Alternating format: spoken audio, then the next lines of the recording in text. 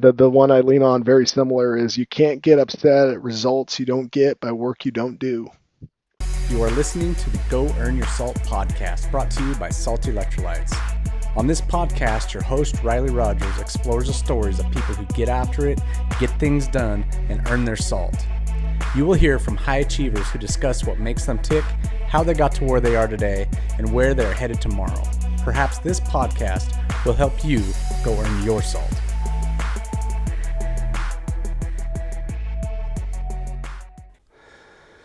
Today, I've got my friend Jake Blanchard here. He is visiting us on the show. I'm super excited to have him here. Jake has been one of the biggest inspirations for me for not just this podcast, but for my company, SALT Electrolytes. And I don't know if you even know this, Jake, but there's just little things you would say over the years that were really encouraging to me and kind of put me in a spot to think, crap, man, maybe I can do this. And now here we are 3-4 years later, and some of this stuff's coming to fruition. And yeah, man, that's why I wanted you here today. I want the world to know where some of that nudging came from that pushed me along. So welcome to the show, Jake. Yeah, I appreciate you having me on, man. And it's been fun to watch, man. You're one of those guys that I admire from a business standpoint. I mean, obviously, you've been successful outside of the context of SALT Electrolytes, and you just kind of have that mental scaffolding of like what it takes and the patience to piece it all together. So over the years, watching you build this thing and be so deliberate about launching a company with great products and great marketing and all the things, it's been really fun. Well, listen, just so people kind of know what you do for a living, I take that pretty seriously when you say I was so deliberate, because I sometimes am quirky in my deliberateness, right? And so, but you tell people what you do for a living, and then this is going to shed some light on why you say what you say. Yeah, absolutely. So I've owned a management consulting firm for the last 15 years or so. I've had the opportunity to work with a lot of large organizations in kind of complex project management, multinational project management. I've done technology implementations, launched new products, new services, and spent a lot of time also helping organizations find opportunities for efficiency, whether that's reorging parts of the organization to kind of make things streamlined from a communications or change management standpoint, all the way through, when I say reorging, letting people go. And then, I'm really interested in growth initiatives. I'm really interested in cost savings initiatives. So, anytime, and I'm really interested in technology. So anytime there's the confluence of those types of things, I find myself in those positions. And again, I've worked in retail, grocery, healthcare, animal health, cybersecurity, a variety of organizations. Yeah, when we first met, it's been 7-8 years ago, you told me you did consulting, and like most people, when I hear the word consultant, it means between jobs, right? Oh yeah. But you're the real deal. Over the years, you've kept with it, and you've been involved in some pretty big projects. And so, guys, when you hear Jake's a consultant, this isn't the stereotypical consultant, right? Yeah, no, I totally get that too. And it's funny, I've had some interesting clients over the years, some of which are just really thoughtful entrepreneurs. I think of one in particular, and I'll just call it out on this podcast. A guy named Rock Pylon. He owns Jim Reapers. Jim Reapers is the #1 weightlifting belt on Amazon, and the guy is built. He's just a young guy. He's just so passionate. He just pours himself into his company, and I mean, he's wildly successful at what he's done. And I was working with him a little bit on some supply chain redesign, and after a while, he was just candid with me. He's like, "Hey, man, like you do bring value to the table, but quite honestly, like." I'm in this every single day. There's not a lot that you can tell me that I don't know. And when you find a passionate entrepreneur like that, or even yourself, like you're not going to go out and hire necessarily a consultant like me that doesn't understand your industry or your business and try to advise you. But outside eyes are important, especially to large organizations, because once that machine gets running, once the complexity of like people and job descriptions start to erode and fade a little bit, it's a it can be really helpful to have someone like me drop in. Well, hey, did you tell me at one point that in your career you did something with like user manuals. You wrote them or worded them or took a process and ex- put it on paper. I've done plenty of that. I've done a lot of that. It was funny. I tell this story quite a bit. I've told it on a few podcasts, but I'll talk it here. I got into consulting in a really interesting way. So when I graduated before I graduated from Boise State, I was between my junior and senior year, and I needed an internship. And '08, the bottom of the housing market kind of fell out, and a lot of people were getting laid off at kind of the major manufacturing organizations and folks like that in town. And my degree was in supply chain, so that's where I wanted to work. I had an internship set up with a company called Micron here in Boise, and they called me up and said, "Hey, we'll still honor the scholarship we gave you, but we don't have an internship role. We're doing so much reorg right now." So I ended up finding an unpaid internship in healthcare at a hospital here in Idaho, and it was 160 hours unpaid internship, but they gave me a security badge that lasts for like 6 months. And so I was looking at my girlfriend at the time, my wife now, and I said, "Hey, I need to experience a lot more than I need the money." So I went to Ross Dress for Less. Got myself some collared Sweet. shirts and things that definitely weren't tailored. And I showed up. I worked every day there for about 6 months unpaid, and I worked myself into just becoming an expert at their ERP system, what they use to purchase and receive and all those things. I started writing manuals for it to help the people who are do the day-to-day work or onboarding new employees. And I my background includes like lean process improvement.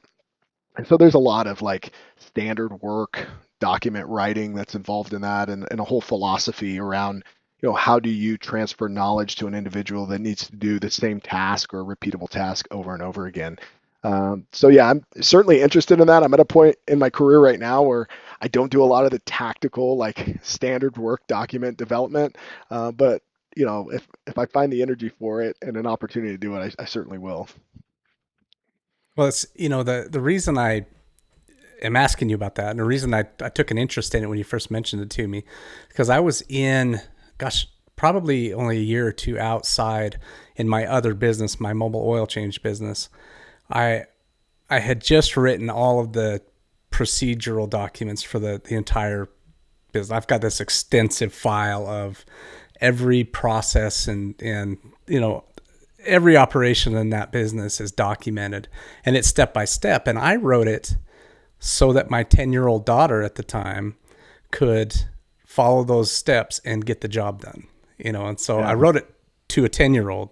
And so when you brought that up, I was just curious, is that what kind of a philosophy were you talking about? Is that something similar to that, Yeah. or am I way off base? No, that's exactly it. I mean, it's funny. We would train executives at this particular health system on, what writing process improvement documents is like, and we would put them through an exercise. And so we would do something very benign and simple like making coffee, right? So, hey, Mm-hmm. write the standard work document for making coffee. And, a lot of times it would be like 5 lines, get the grounds out of the bag, put them in the filter, put the filter in the coffee machine, hit start, put the pot underneath, right? But there's so much, like, if you really break it down and you follow the instructions and you show them all the points of failure that'll happen following that standard work, you just pour the grounds into the container, right? And they're like, "Oh no, I meant put the filter in the container." Well, that's not what you said,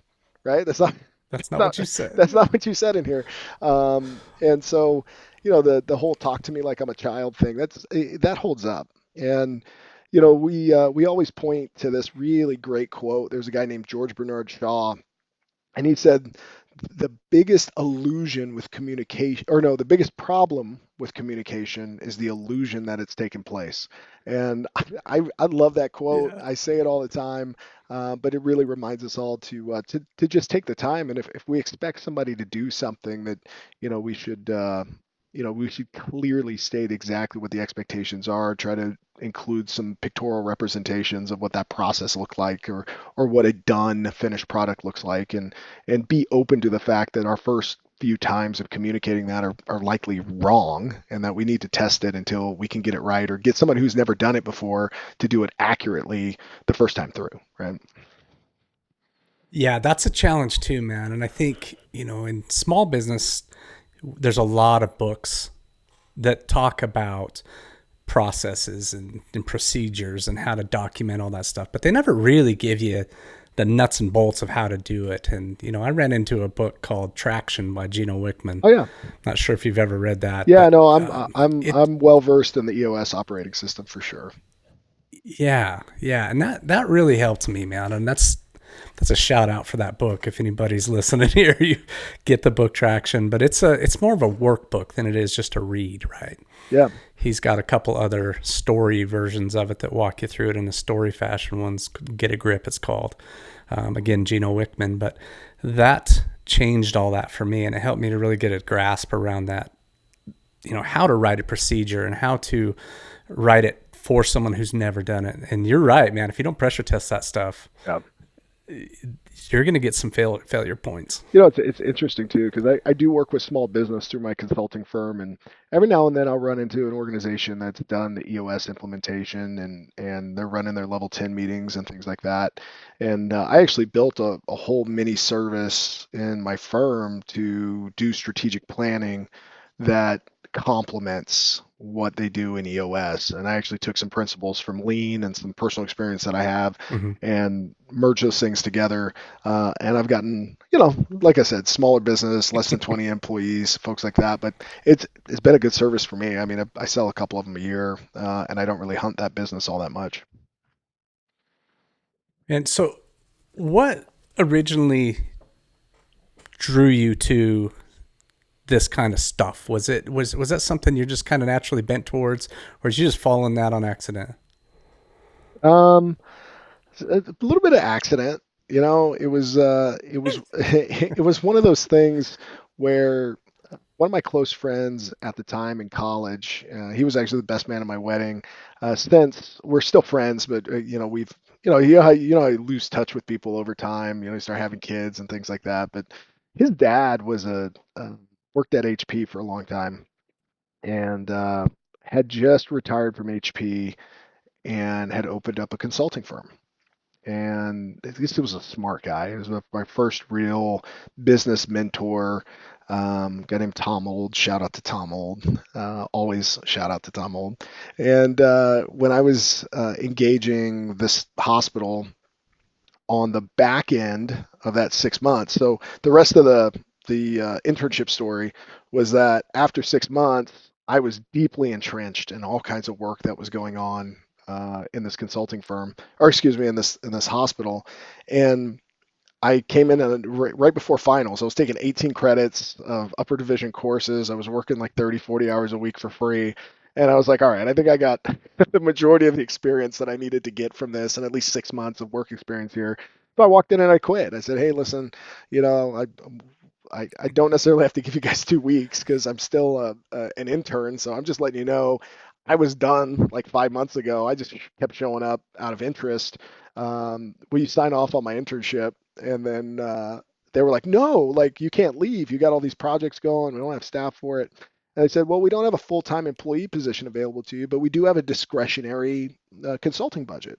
And they could capitalize costs like that, and they actually brought me on through a third party, and as a 1099. And Tom Hmm. gave me the advice. He said, "Hey, listen, like you're a contractor now." And he goes, I know they're not paying you a ton, but if you want to go through the exercise of starting a business, which I would strongly encourage you to do, go file for an LLC, and go try to structure a consulting firm and establish it in 2008. And by the time that you're in your 40s, you're gonna be happy that you had 15, 20 years of experience under this consulting firm. So I did that. And then about a year later, the health system actually hired me as a full-time employee. I was working on a month-to-month contract, doing process improvement work, just trying to save them money where I could. And then I kept the consulting alive. And so I would just always try to find like a side hustle. It was always just like, who's going to let me work on their business? And it was absurdly low rates for any kind of opportunity that I could get, whether it was helping somebody with a sales funnel, whether it was, helping somebody launch a product or, look at their manufacturing processes, just whatever I could get my hands into, I would do on the side. And by about 2013, I had gotten enough experience in project management, process improvement, technology to feel confident enough to go out and try to sign my first big deal. And thankfully, that's what I did. I ended up at UCLA Medical Center for 2 years doing a huge IT infrastructure upgrade and device refresh right when they were going through electronic health record upgrade. And yeah, that's all she wrote, man. I've been doing a lot of consulting work then since right around then. 2013 was where I was doing the big boy stuff. It's interesting. You talked about going. You finally felt the confidence to go get your first big deal, or go at least try to get your first big deal, right? I see people all the time where they go to start a business and their first order of business, it's like, I got to file for the LLC and I got to make some business cards and sort of thing. And I'm going to go into business for myself, but you're not in business for yourself until you make that first sale. Right. Right. You just got your name on some papers. That's all you've got if you got a business card and an LLC. Talk about that a little bit, man. What was that first experience like, that first big account? Because I know you remember that one. Oh yeah, for sure. I thankfully I do a pretty decent job of networking, and I just happened to know a guy who was leading some IT projects there at this hospital that had left to go work for one of the big consulting firms. Right. So he was at, one of the they call them the big five, right? So he was at one of those firms and he was doing some consulting for this for UCLA Medical Center, and he was having a lot of trouble advancing the project for this end user device deployment. They were behind budget. They had let two or three people go in that role or moved them into different positions. And the guy that he had in the position at the time, who I actually knew, was doing a great job, but his skill set was geared toward kind of doing different things on the technology side. So this guy calls me up and he goes, "Hey man, I like you. I know that you don't have, like, you have great experience in project management and device deployment and those types of things that I was already doing." And he goes, "But you want to go take a bite out of this? I'll fly to LA every week and put you up in a hotel, and you just got to promise me you're going to work for, 12 hours a day and get us back on track and go crush it." And thankfully, there was a really great team in place that just needed some additional direction, most of which were 15 to 20 years my senior. And we established a great working relationship out of the gate. And the 2 years flew by, man. I mean, I was finishing grad school at the time at Arizona State. I was getting a master's degree in supply chain. And then my wife was pregnant with our first kid at the same time. So that it was 2013, 2014 was a grind. I saw my son for like 70 days, his first year, which is always tough because I consider myself certainly a family man. But I was making sacrifice to try to make that paper and pay off some college debt and put ourselves in a good position to start life. And so, sometimes you got to sacrifice a little bit. And that's what I did on that contract. But it opened doors for me in healthcare consulting. It opened doors for me for my consulting firm in general, and it was really a great launching point to get a ton of experience in a short period of time. Thankfully, I got the project back on track within 3 or 4 months, and then we executed at a high level through the entire deal. And so you said something in there that's curious to me that I know a lot of people really struggle with at the beginning, right? Is the people you were advising were 15 to 20 years your senior, right? So you're this young guy who comes in there and you've got these much older, much more experienced people, and you've got to give them good advice. You've got to gain their respect. Yeah. How'd you do it? Yeah, well, I think that the good thing for me prior to that contract was that I had been consulting internally for this hospital on process improvement. And so that's what my role had evolved into over a period of time with them. And so, I was used to working with executives. I've been used to working with people that have tenure in an organization that have been there a long time. And what I knew going into it is that they don't recognize me at a peer level, right? And Right. so, like, how do you become a peer? Well, you become a peer by listening, you become a peer by relating, and, really making sure that before you start changing things that you demonstrate the standard, right? And that's a big thing in process improvement is you demonstrate the standard before you change the standard. You make sure that you understand the ins and outs of what's going on before you just kind of rush into that. It doesn't have to be perfect, but certainly it needs to be a collaborative effort.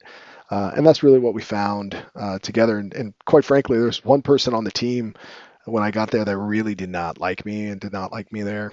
And she had some experience running practices in the organization and had come over to work on this big IT implementation because she thought it would be a good launching point for her career, but she kind of got stagnated and kind of lost in the shuffle a little bit and was doing something that was not familiar to her and that she wasn't happy in.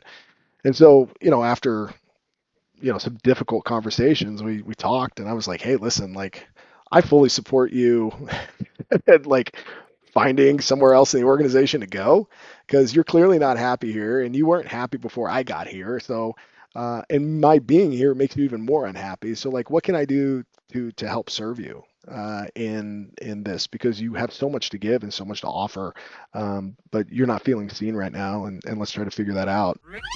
Business owners, I want to talk to you for a second. Do you have a retail space inside your location? If so, I want you to think about something. Your customers are buying electrolytes. You know that, right? The problem is they're not buying them from you. Well, SALT Electrolytes can help fix that with their wholesale program. They can bring these sales to you in-house so that your customers get the electrolytes they love from the company they love, you. All you have to do is head over to goearnyoursalt.com and scroll to the bottom of the page and click Apply for Wholesale. Do it now before you forget. I know your type, I'm one of you. Once again, that's goearnyoursalt.com. The link is at the bottom of the homepage. There will also be a link in the description on this video. And now, my friends, go earn your salt. Thankfully, she figured it out on her own. She ended up running a practice within the organization, and we ended up working together in a different capacity as we were installing devices and getting their network up to speed with the new implementation. So it was good, man. I mean, I think overall, people just want to work with high performers, and they want to be seen and recognized for the things that they do, and they want to be respected in the places that they go to work. And secretly, I think most people want to be held accountable in a way that they kind of understand where the line is, right? Some people drive so Oh, hard of a line, yeah. they overstress the people with unreasonable expectations, and then some people don't drive a line at all, and then you create this environment where it's super inconsistent. You just don't know what to expect. And so, as long as I recognize the fact that I'm a leader of that team, I'm always on parade. I'm the person who's that they're looking at on a regular basis, and what my work ethic is, and if I'm doing the things that I say that I'm going to do, I think we win, right? You mentioned there that people, they want to know where the line is, right? Um, we do something, and it's part of the EOS, but the scorecard, right? Yeah. The and I have very clear job descriptions that don't overlap with other people, and so each individual person that works for me has the man. They know exactly where the line is, and then they get these scorecards, right? And I always tell them, kind of in our meetings, our motivational times, that the scorecard is there. So if I'm not in the mood to be dishing out compliments that day, you know where you stand. And so I may not have said great job, but you look at that scorecard, you know you did a great job because you achieved what your job was designed to achieve. And so I hear that. I think having those lines makes their life so much easier. Yeah, no, I couldn't agree more. Um, and it takes a little time to kind of find that balance and find out what motivates people and what they're really interested in. I mean, some people have families, some people don't have families, some people go to yoga, and it's important to them to have that lunch break in yoga. And it's like, it used to be that things were a little more rigid in the corporate environment, but I think talented people have options today. Like there are available jobs. There are, um, a lot of ways to beef up your resume and put yourself out there, and people will leave you if they don't feel respected or if they don't have a little bit of flexibility in their life. And I try to keep that in mind in anything that I'm doing or any team that I'm working with. Yeah, man. Well, listen, let's move on from the business aspect of it, and let's talk about Jake Blanchard and who he is. So, tell us where you grew up and what it was like being a kid. Yeah, man. I was born just out. I was born in Lafayette, Louisiana, but I grew up just outside of Lafayette, in a town called like kind of Abbeville, Youngsville, Erath. It's all kind of the same area down there. Um, my parents are both from Louisiana, and their families are all from Louisiana or East Texas. And we were the family of the group that actually moved out of state. So when I was 10 years old, my dad got an opportunity to move up to Alaska for work. He was in the oilfield services business, and You said 10 years old I was 10 years old. Yeah, so and no 97. accent, huh? I had a speech impediment when I was a kid. I had a pretty bad lisp, and I did speech therapy from the time that I was about 7 or 8 till I was about 12 or 13. And in the learning how to tuck my tongue behind my teeth to say my S's, Sally saw 6 silly snowmen smoking cigars. I'm pretty proud of that. Said that a lot. Holy crap. um, in that process, and just being a kid in Alaska, you kind of I lost my accent somewhere around I'd say seventh, eighth grade, but it was very noticeable when I got up to Alaska. But you know, 28 years not living in the South, you kind of lose it. But yeah, found my way up to Alaska. Ended up living in a small town called Soldotna. It's primarily known for fishing. The Kenai River runs right through it. The population kind of explodes in the summertime with people who are trying to get those cohos and kings and silvers and halibut and all the things that Alaska brings to bear. And yeah, I mean, an interesting place to grow up. Kind of weird to move from Louisiana to Alaska in February. We moved up February 16th. It was snowing. Well, we loaded our bags up in my dad's company truck and immediately slid into a snowbank. And then my mom looks over at my dad. She's like, "What the hell did you do to us?" It's that kind of thing. With an But accent. oh yeah, but after a while, you get used to being up there, and it was good. I mean, it got to be outdoors a lot. My my wife, I met in Alaska. We were in the same fourth grade class when I moved up there, and then we started dating junior year of high school, and we've been together 21 years. So the best thing about moving up to Alaska with me is, finding my numero uno person. Oh, that's pretty rad, man. Would you ever go back? I actually just spent 11 days up there. My brother got married and got to actually meet his wife and her family and whatnot, and got to spend a little time out in the water. I tell you what, I get the problem I have every time I go to Alaska is I'll get up there. After I get there for like 2 or 3 days, I just start looking for property, and I'm just like, I gotta be up here. Like I just get bit by the bug. And then by the time I'm up there for like 7, 8 days, I've gotten bitten by about 9,000 mosquitoes. I'm like, well, maybe maybe it's one of those places I could just kind of visit once a year for a couple weeks in the summer when the time is right. Oh my goodness. So you got bit by the property bug and the mosquito bug, huh? That's it. That's it. Yeah, it's but I think I don't know. My wife and I consider ourselves kind of Alaska people, but I think we're more just like outdoor nature people. We got a deep appreciation for mountains and the woods and all the things that come with it. So Alaska is kind of a hard place to ignore, especially when you have some familiarity with it. Yeah. Well, it's somewhere I've never been that I'd love to go, man. But the combat fishing for salmon does not appeal to me at all. I'd I, I, rather go find some remote stinking river and fly fish by myself. I tell you what, you tell me when, I'll tell you where. How's that? Yeah, dude, that'd be rad. Um, Tell me this, man. And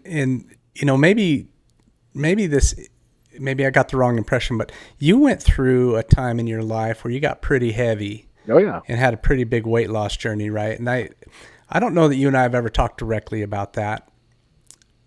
but maybe just in passing. So that's why I'm a little unconfident in my, asking that question. But it seems like you did that. So can you talk about that, Sure, if man. that's true? Yeah, no, that's totally true. So, I tell you what, the one thing that was really hard about doing the contract there in LA was being away from my wife and being away from my son. And I think, you know, it was a great quote. Bedros Keuilian said it. He said, men are like German shepherds. If they don't have purpose, they dig holes. And the reality is, when you've got depression and things that kind of set into your life, when you're sitting in a hotel lobby and you know your wife is at home giving your kid a bath, and you're choosing to be somewhere else and exchanging time for money. As a young man in my kind of early to late 20s, that was a hard pill to swallow. And I didn't have the mental scaffolding really to process that in the most responsible way. And so I found myself letting some habits seep in, specifically drinking. Like I was, going to the hotel lobby at night, and it's like 6 beers, or it's a bottle or two of wine, or it's a half a handle of a cocktail, and you're getting after it. And that's the thing. So I like work hard and then drank a little bit. And over time, I just got into this pattern of life where, the bartender at the airport, and if you tip him well, he gets you an extra drink or two, like those types of things. And you're flying Southwest. They give you the drink coupons, so you got two or three free cocktails every time you're flying on flights back home. And so by the time you get home, you're like 8 cocktails deep, and your wife is picking you up at the airport, and you're already starting the only 2 days that you have at home before you get back on a flight on Sunday, off on, I wouldn't say the wrong foot, but just one that's not responsible. And so it was funny. I attribute this a lot a lot of personal growth came out of this time, but at the time it was really hard to work through. My dad was gone a lot as a kid, working out in the rigs in the Gulf. He was gone 2 or 3 weeks at a time. He'd come home for a week, or 10 days, and then he'd go out and make the next job. So, there was a lot of like, my dad was gone a ton. I really didn't want to do that. And when I got home, and I was home a lot, I felt really disconnected with my son. And then I just started eating a lot. And Mm. it was, I would gain weight and lose weight, gain weight and lose weight. And it's funny, like my friends didn't necessarily notice, but over time I ended up kind of getting close to that 250 pound range. And for me, on a 5'11" guy's frame, and the way that I carry my weight, I had my belly kind of sticking out, and I started chasing my son around a park one day, and I was out of breath chasing a 2-year old. And this was in mid 2015. And I finally kind of looked at my wife, and I'm like, God, I got to change some things. I really I need to find some kind of catalyst of motivation that I'm interested in enough to stick with it. And oddly enough, within, you ask the universe, and the universe will provide. Um, I I had an On It sticker on my laptop. I'd been listening to the Joe Rogan podcast a bunch, traveling back and forth. You're on these planes, right? So you just download the podcast and it gives you something to listen to on the way home while you're half cocked from gin and tonics.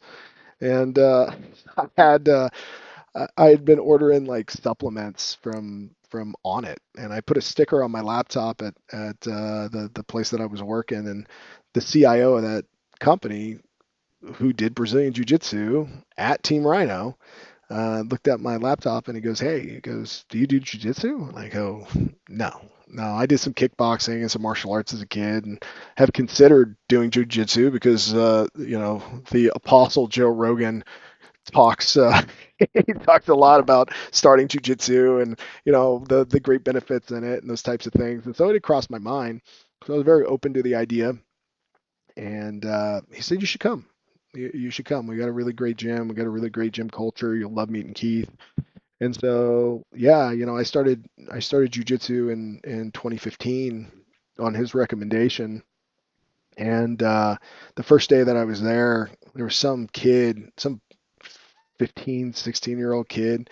It wasn't Marshall, but it was some kid like that who just choked the piss out of me. Like the first day that I was there. So I'm like this 26-year-old, 27-year-old guy who's getting choked out by a kid whose mom's picking him up from jujitsu, and you're like, man, like I can't Oh handle man. myself. I'm sloppy as a human being. I need to do something about this. So I made a commitment to losing weight and to using jujitsu as the anchor for how I operate. And 10 years later, I stumbled across the jujitsu black belt, and I would say that I'm relatively physically fit. I lost 20 pounds almost out of the gate. By the beginning of 2016, I'd lost the first 20. I lost 20 more by that summer. And so I was walking around, well below 200 pounds. And it stayed that way for a while until recent, where I purposely put on quite a bit of mass. And that's just more of my jujitsu style thing. I like having the extra weight. Well, it's a different form of mass though, isn't it? Yeah, it's a little bit more muscle these days for sure, but everybody's got a couple pounds they can lose, so I'm open to the idea. Man, I so you've made fitness quite the quite the steady part of your life, at least in the last few years since I've known you, and probably even more so in the last year or two. You've dealt with some injuries with your knee, and you had a neck injury there for a while that you were struggling with. What has recovering from those things look like? Because for those of you who don't know, jujitsu tends to, it's not like you're getting hurt all the time, but Jake City's grappled for 10 years and you're basically been sore for a decade. Something's tweaked all the time, right? And I kind of laugh about that sometimes, but I've never had any major jujitsu injuries, but I've had these stupid things all the time. It's like, oh, my neck's sore today, my shoulder's sore tomorrow. It's constant. How have you dealt with that recovery time? Yeah, I've had two real injuries in jujitsu. I mean, I don't consider like broken fingers, broken toes as like real injuries. That stuff happens all the time, and most of the time it's just your own fault from planting your feet wrong or whatever you do. Um, I 3/4 tore my ACL back 5, 6 years ago in a tournament. I was in a blue belt tournament, and actually it was the Northwest Submission Challenge when it used to be in a gymnasium, and Trent Long was running it Tournament back style. back in the day. And right out of the gate, I planted my leg wrong. I twisted my knee when I was kind of defending a takedown, and man, I ended up losing that match by armbar. I've rarely been submitted in competition. I have lost on points a few times, but rarely submitted. And this guy beat me on points 28-0 because I just could not plant on my foot. I couldn't escape anything. I didn't wave the white flag. I was just like, it's 5 minutes. Like I'm just gonna suck it up. They caught me with an armbar in the last 3 seconds, and I was, is what it is. I like how that's what I remember more than anything else. It's like, yeah, he got me. But yeah, the recovery on that was difficult. But my doctor actually lives with a torn ACL as well, and he told me, he's like, hey, stay on the bike, keep moving that thing, and if you're committed to keeping it active, you can live with it for quite a while. And then as you get older, if your knee blows, you're eventually going to have surgery. And so I followed his advice, and the knee flares up sometimes. The neck is what got me.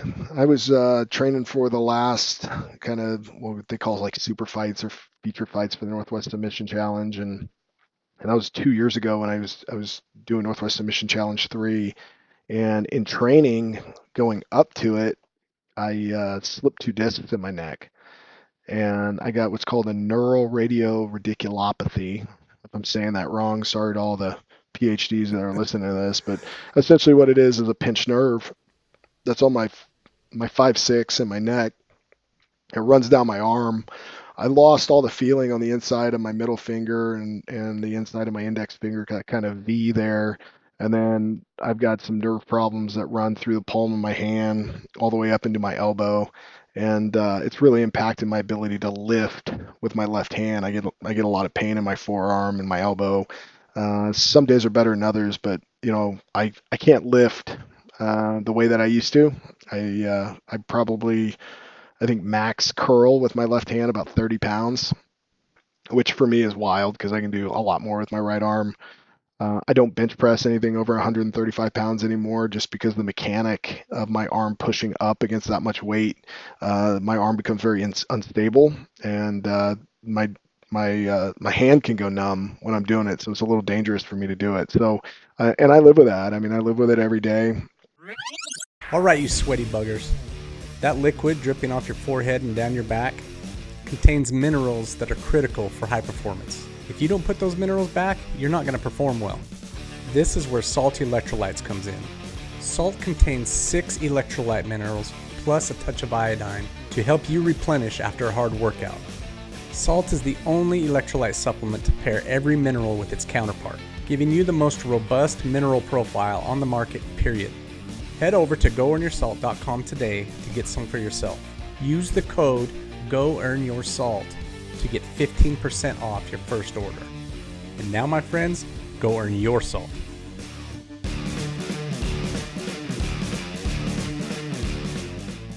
I did 2 years of rehab, still rehab all the time as far as flexibility and mobility, and just trying to make sure that I'm maintaining weight on it. Because if I don't move it, um, it hurts. It actually atrophied. That nerve that runs over your shoulder also runs down underneath your pec, and so the bottom of my left pec died. Um, and so it's really weird when you feel that side versus the other side. My left pec is it's kind of got like a dip in it, and it's just a little striation of muscle that runs out underneath, and so it just kind of looks silly. It almost looks like something that's wrinkled, um, more than anything else. And it's one of the main reasons that when I'm passing someone, I tend to pass to their right side or my left side. I stop passing so much to the right because that underhooking their right arm coming across the body is just something that I can do, but it's something that I don't prefer because I do feel the pain when I'm on somebody's well, I guess it'd be their left side. Man, so you're to most people's good side, is what you're saying. This is guard passing we're talking about in jiu-jitsu, right? Yeah. Yeah, sorry. I went into how it's impacted my life negatively, and it's not, all the pain that I had. I actually woke up. I was in so much pain when this happened to me. I woke up in the middle of the night, almost like sleepwalking, and basically punched a hole through my bedroom door. I would sweat every night in pain, and I don't take painkillers. I had a brief run in my high school days when I was in heavy metal bands where I abused them recreationally, Mm. and I won't hardly ever take an aspirin or an Advil or Excedrin or whatever it is. So I certainly don't take those things. So I'd rather know how much pain I'm actually in instead of numb it, and that's part of the deal. It's like you can get addicted to those things pretty easily, and the pain makes you want to work on it. Yeah, for sure, man. I feel that way about alcohol because it took out a couple of my real mother and my stepmother both. And it's something that I just don't even want to ever, I don't touch it because of that. I know that my addictive little personality could very much have a problem with that. So, Yeah, I drink um, I drink, but I have my rule is I do not drink when I'm sad. Like I don't mm, drink when I've had a long day. I don't drink when I'm like I drink to celebrate, and then I drink in moderation. And it's been a very very long time since I've been even buzzed or what I would consider drunk, and mostly because no good things happen for the most part when you're blasted. So I try to stay away from it. yeah, that's a fact. Um, Still on this fitness vein, man, you've become part of some fitness kind of camps. They're like boot camps. They're almost like, when you describe them to me, almost like a SEAL training sort of a thing. Sure. Talk about some of that because you're still involved with a couple of those, aren't you? Yeah, yeah, to some extent. So, um, it's funny. You can scroll across Instagram, and every now and then you'll see like a reel that'll have this like former Navy SEAL or former Marine drill sergeant yelling and screaming at people, and these people volunteered. And I think the point that they make is like these people spent X amount of $1,000 to go get yelled at by somebody for 75 hours. It does get a bad rep online, and I think if a lot of people have taken the experience out of context, that program's not around anymore. It used to be called the Modern Day Night Project, and Mm-hmm. I was one of the first classes that went through it, and I've gone back a few times as what they call like a cadre instructor, or somebody to help and facilitate the program and supporting logistics of it. My experience with it is like there is a well, I'll drop another quote here just because I'm a quote guy, but they say most men live lives of quiet desperation, right? Mm-hmm. And I think there's a lot of people who have not been, including myself, had not been tested in their life with a crucible or like a rite of passage or something that's being administered to them that forces them to rise to the occasion. And I think for some people, the military certainly is that outlet where they have an opportunity to, they're locked in. Once you sign that contract, you sign your life away. You got to take on whatever comes to you or wherever you're told to be and however you're told to do it. And you get a different mindset that comes out of that. And military service serves some people really, really well. And I think on the other side of it, some people's mental faculties are actually damaged from their experience going through the military. And I would say the project was certainly the same way. I would say it had the best intentions in the way that it was orchestrated and administered. Basically, for 75 hours, you're nonstop. You barely sleep. You're carrying heavy things all the time. But for a lot of men, including myself, it put me in a position where the walls come down. Like you just don't have a lot of mental resistance to not fight through, some of the trauma that you might have endured as a young person, or some of the realities of your life or the position that you've put yourself in. And so, I see and have seen a lot of people grow from that experience. And I'm proud to have gone through it. I'm proud to have supported that particular program. What I do now is kind of what spun out of that program was something called Operation Black Site, and this is a totally different experience. It's a lot of typically high net worth individuals who are interested in learning some basic combatives, interested in learning some basic shooting techniques and those types of things. So they bring in world class instructors in that. They bring in former or current MMA fighters. So like Dream Killer Bolanos, Des Lamone, Michael Chandler supported for a while. Tim Kennedy supported for a while. So there's, various firearms instructors and combatives instructors and things like that. And there's also a whole part of the program that's taught by a good friend of mine and former SEER instructor, Chris Weichman, that teaches people how to get out of restraints and how to be situationally aware and how to travel smart and take care of your family. And so, over the 2 to 3 days that this program runs, people end up walking away typically feeling like they learned a lot about navigating foreign countries or that they understand how to go home and you know go pie the corners with a firearm in their house and kind of understand what would happen if somebody broke into their home, like where are your kids located, do you have a split floor plan, those types of things. So I love being around that stuff. I love being around people with military experiences or unique experiences in life like that, specifically around being a human weapon or being situationally aware. So I volunteer my time in support of that program and some of the programs that they have for fathers and sons called the Squire program that spawned out of it. This Squire program you talk about, Yeah. what has it done for you? Yeah, I think this is an interesting nod to the relationship that a father and a son have in their life. There's a lot of cultures out there that have what we would consider like a rite of passage, right?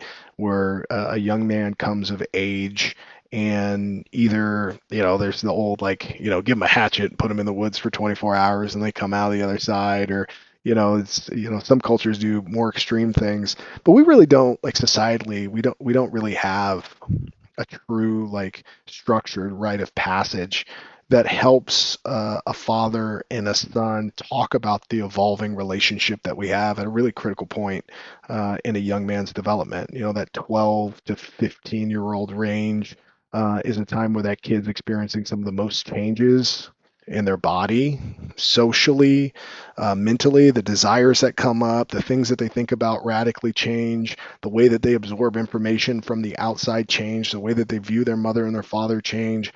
And so it catalyzes the opportunity to, one, try to get closer to that young person through a variety of challenges, physical and mental challenges, having difficult conversations about things. And, on the other side of it, the goal is to help that father and son come out of the other side with a changing and evolving relationship, and one that's more mature.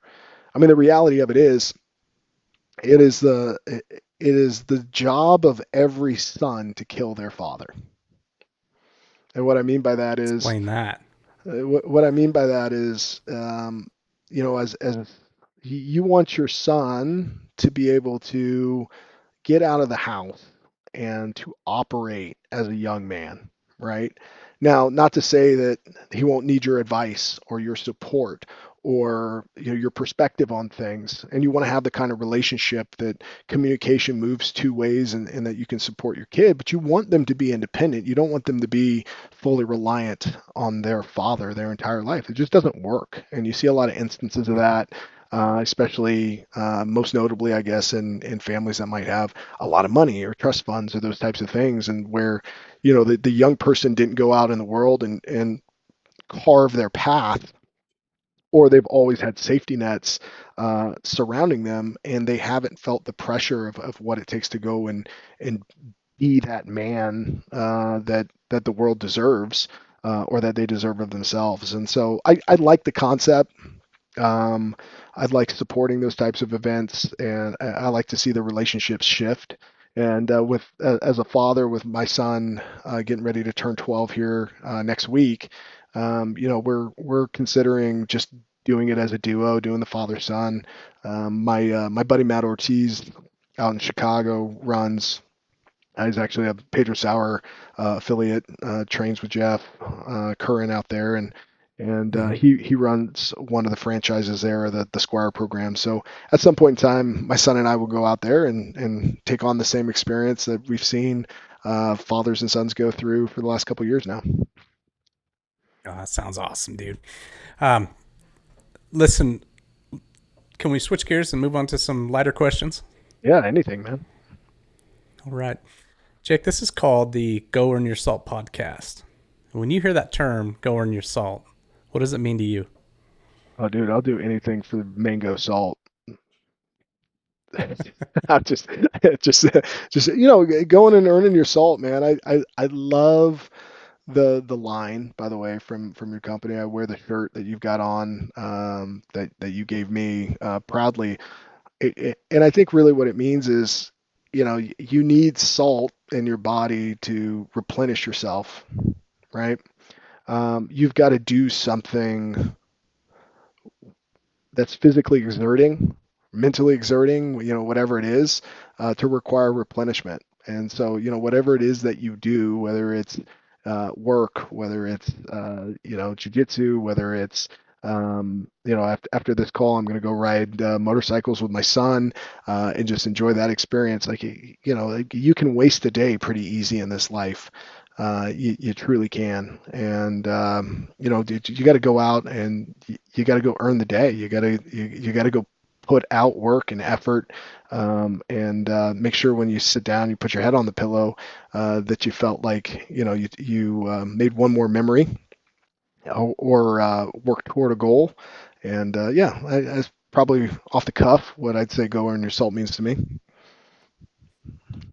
What is your favorite pastime outside of jiu-jitsu. You've already spoken of that. It's been a decade doing it, so you must love it. But outside of that, what's your favorite pastime? Oh man,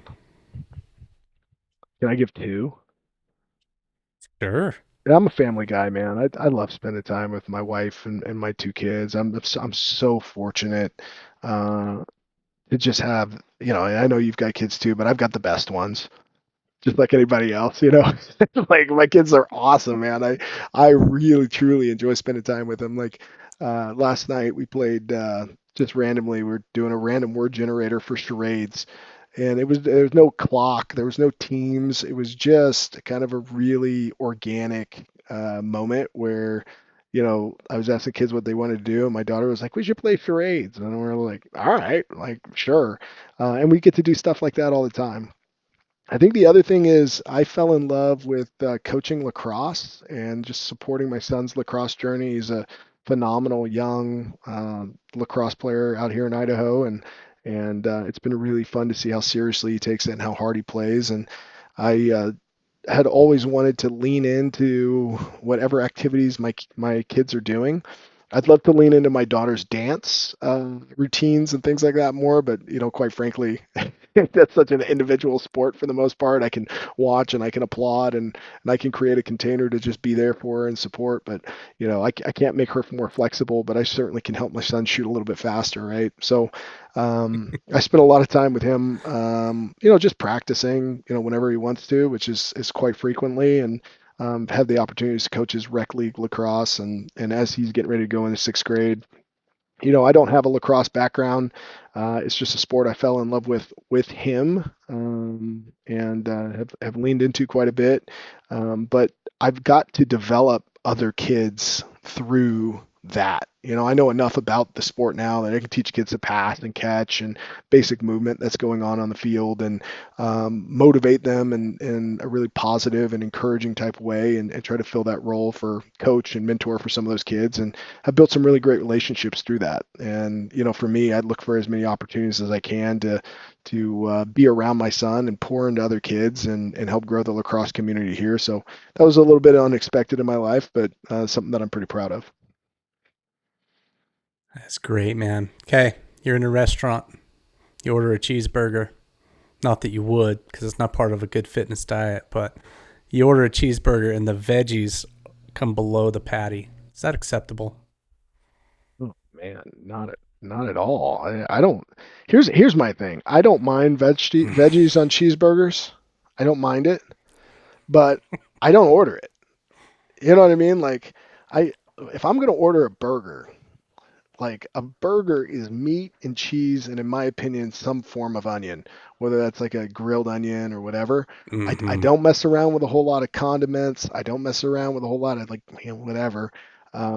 Just give me like a meat, cheese, some grilled onions, and let me just taste the burger for what it was meant to do. That cow did not die so you could partner it with its food. It didn't happen that way.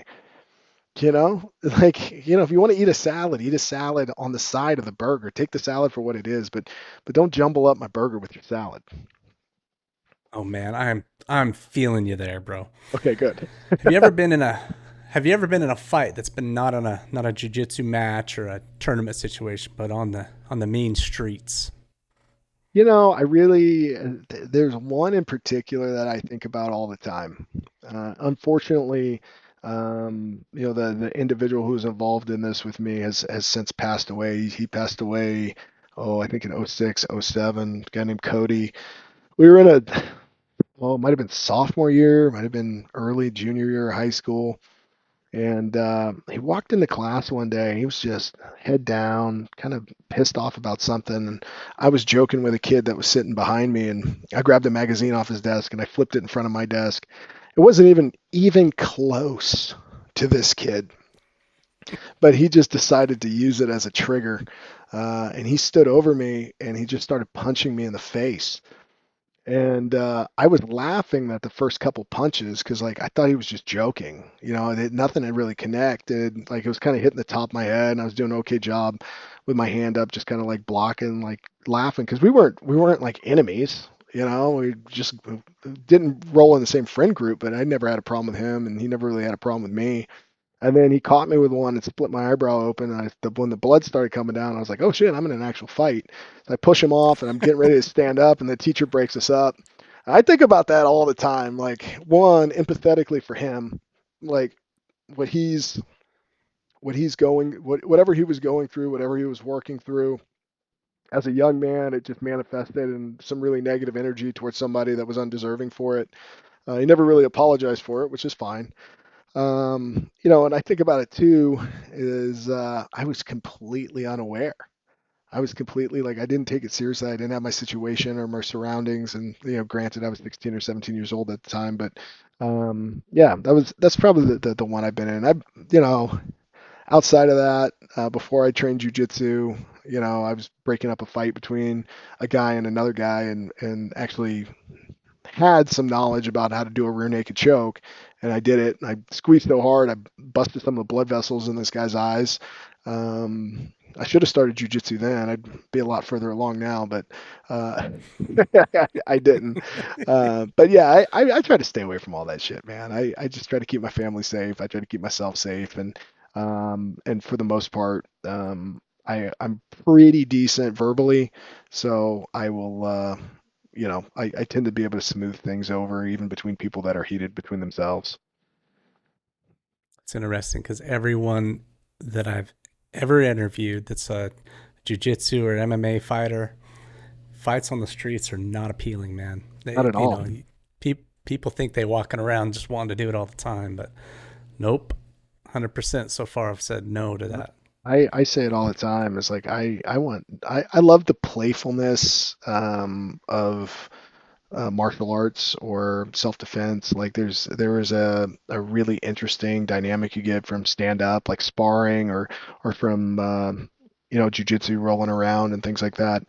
There is no point in my life where I ever want to go and test what I know on somebody else. It makes absolutely no sense to me why people look for that kind of stuff. And I want to be out of any kind of aggressive situation as soon as possible, especially because the liability is different.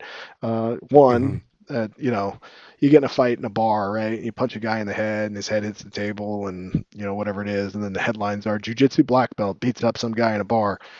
Okay, well, that's kind of hard to shake now, right? You're supposed to be the person Yeah. who's in control. You're supposed to be the person who's measured, or the martial artist, the Mr. Miyagi of it all, and you lose your cool, and you really hurt somebody. That's not going to look good for you. Yeah, that's a fact. That is a fact. Scariest moment of your life. Ooh. So when I was 16 years old, I just got my driver's license in November, and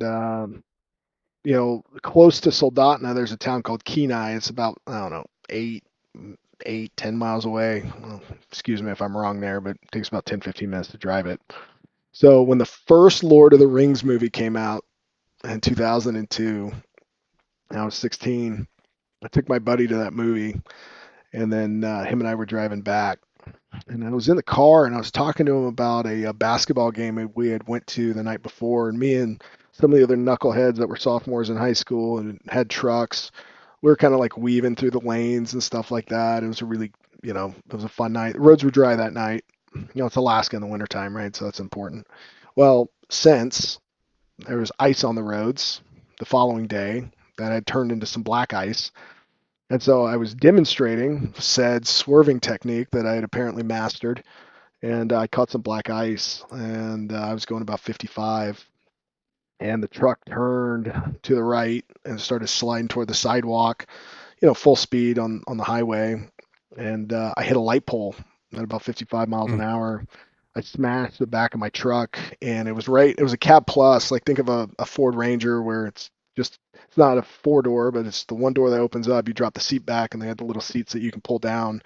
So I hit the cab plus, and then I hit the bed of the truck. And so I was, I hit the light pole so hard it broke off the breakaway bolts that are on the bottom. Light pole bounced out, hit the road. My elementary school principal's daughter was 5 months pregnant, had a dog in the back. She ran over the light pole. She had to pull over. Her dog hit the glass in the back. It's just like a whole scene. Mm.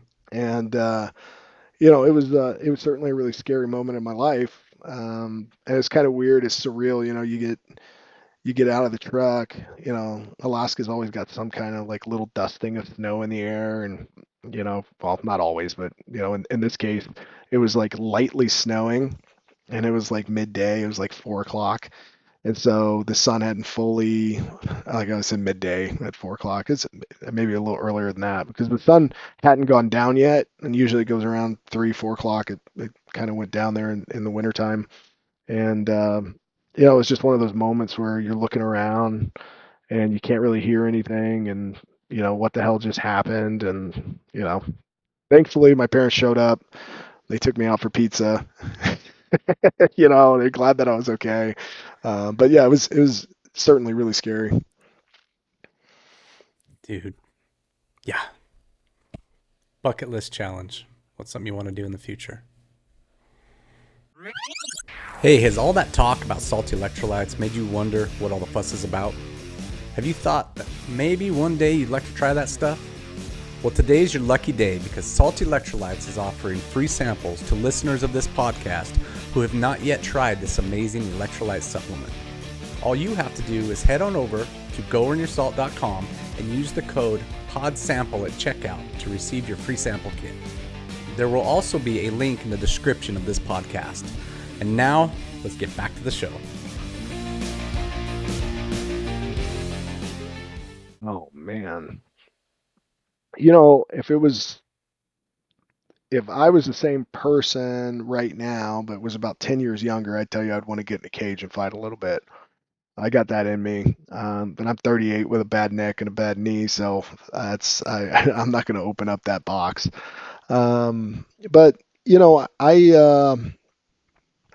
I like climbing, like hiking, not like climbing with belaying and ropes and the whole deal. And maybe about 12, 13 years ago, I went up to Mount Bora, and Chicken Out Ridge got me. Like I got like scared of Yeah. heights when I was up there. It got weird. My wife actually climbed it, no problem, got to the top, chugged a beer at the top, and then made her way back down. So I want that one back. And for me, I'd like to do a couple of the ones here in Idaho and continue to explore what it's like to do. I don't want to mountaineer, but certainly going and finding places that are high elevation that look out to some beautiful views, and I feel like I certainly haven't done enough of that. That sounds so much fun to me, man. I've heard that Chicken Out Ridge can make people nervous, but never been there, so it's on my list too. Dude, it got me. I was like checking out Ridge, and I get up to it, and I'm like, oh, this is sketchy. And then you watch like 8 or 9 year olds like climb up it like it's nothing. Well, they're getting a little help from their parents, but I it freaked me out. That is really interesting, man. All right, what is a book that you would recommend everyone read? Oh man, a book for everyone? Oof. Mm,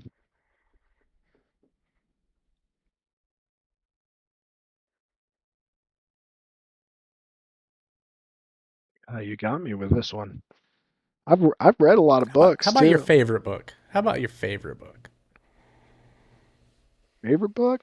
I mean, my favorite book of all time is Fight Club. Like I was a big Chuck Palahniuk fan when I was growing up.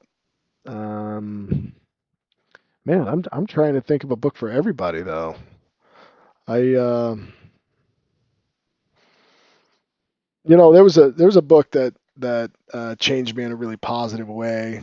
Um, I don't think it's for everybody, but I think it was for me at the right time. It was a book by Bedros Keuilian. It's called Man Up, and that's what led me to go look for the opportunity to go do the Modern Day Night project and help catalyze a lot of like growing up and change in my life. And kind of reading through Bedros' story, and I've gotten close with him over the years. I consider him a friend. He's done he's a very successful businessman. He's got a pretty successful podcast and an ecosystem around him now. And so I appreciate the mentorship. But at the time, I didn't know him at all.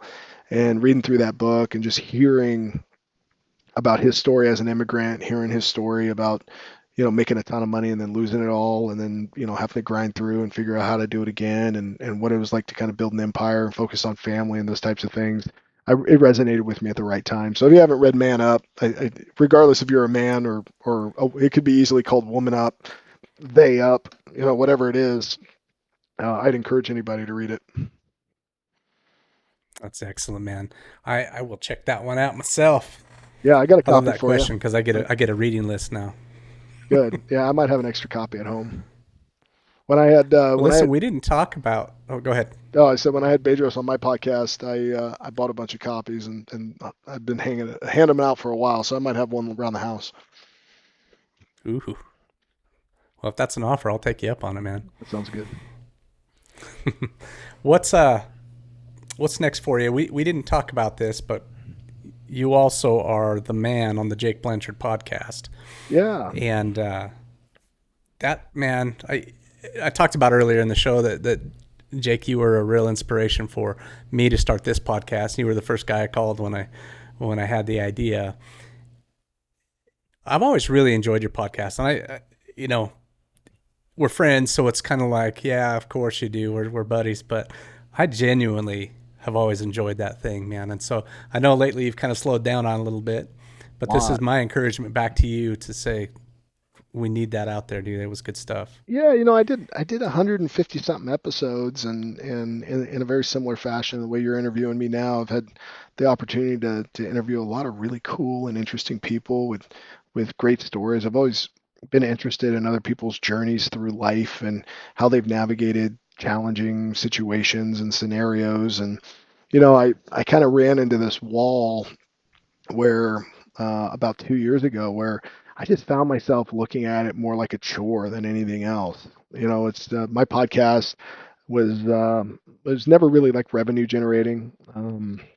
I had some cool sponsors. One, I'm wearing the shirt right now, Fuel Hunt, which happens to be Mm. Bedros' company, and they've always been great. Bedros and Drew and some of those guys in supporting me. And shout out Drew and Joey. And then obviously you've got SALT, and you were supporting me as a sponsor as well. And then I kind of fell off for a little bit. And here's what I realized is, I named the podcast the Jake Blanchard Podcast, and then I started interviewing a lot of people that weren't Jake Blanchard, and I wasn't really coming up with my own initial thoughts or my own real thoughts around certain topics. And I think as this has evolved over the last 4 or 5 years, I think the next iteration of the podcast for me is certainly going to include interviews, but I've got to get really motivated and excited about it again. And this is helping, by the way, just being a guest on somebody else's show and just having an opportunity to just talk and reflect and those kinds of things. I truly do enjoy it, especially since, you and I get to share this forever now, right? I mean, this is an experience that you're inviting me on your show. I've had you on mine. I love home and aways like that. But the place I'm at in life right now involves a lot of supporting kids sports. It involves a lot of still training jujitsu and living 45 miles outside or 45 minutes outside of town. So there's a lot of commuting and driving, and with the schedule that I have, I'm just having a hard time scheduling folks. And you'll always make time for stuff that you're passionate about. So when that passion hits me again, I kind of know what I want to do for the next iteration of it. But until then, I'll still keep doing an episode here and there. Goal right now is 6 to 10 a year. I've done a couple this year, and we'll keep it going and keep it evolving. Well, for my sake, man, keep it going. I appreciate that. That's good, Jake. Well, listen, my friend, I appreciate you being on here today, dude, and just I wish you well. I'm excited for what you got coming up, and yeah, I am honored that you came on the show. Oh, brother, I tell you what, man, all the kind things you said about me, I can easily say back to you in kind. It's one of those things where you want your friends to win. You and I've trained jujitsu together for a long time. I've seen each other grow in a lot of ways, gotten to know each other's families in some capacity, and that's what it's all about is, you get one life, and what a gift it is to share with really cool and interesting people like yourself, man. Well, dude, that you the way you just said that, you want your friends to win. I think that's that probably sums that up better than anything is you have been there, you have encouraged, you've said little things. Like you said one time, man, I kind of wish I was doing what you were doing, but I haven't put in the work to do that. 100%. And that stuck with me. And you articulated it better. You're better with words than I am, but the idea of that was just like, freak, dude. Yeah, you get what you put the work in for. And I heard a quote later. It says, your life is perfectly designed to get the results you're getting. Oh yeah. And I Yeah. thought, holy crap. Yeah, the one I lean on very similar is you can't get upset at results you don't get by work you don't do. There it is. See, I told you it was better than the way I put it. My man. Oh, this I has been a love it, man. pleasure. Jake, brother, go on your salt, my friend. All right, take care. Hey, you've just finished up this episode, and I want to know, are you or someone you know a getting after it, go on your salt type of person? If so, message me directly on Instagram at the Go Earn Your Salt podcast, and perhaps we can have you on the show. Also, if you like this content, leave us a review, subscribe, and share with your friends. And perhaps this podcast can help you and them go earn your salt.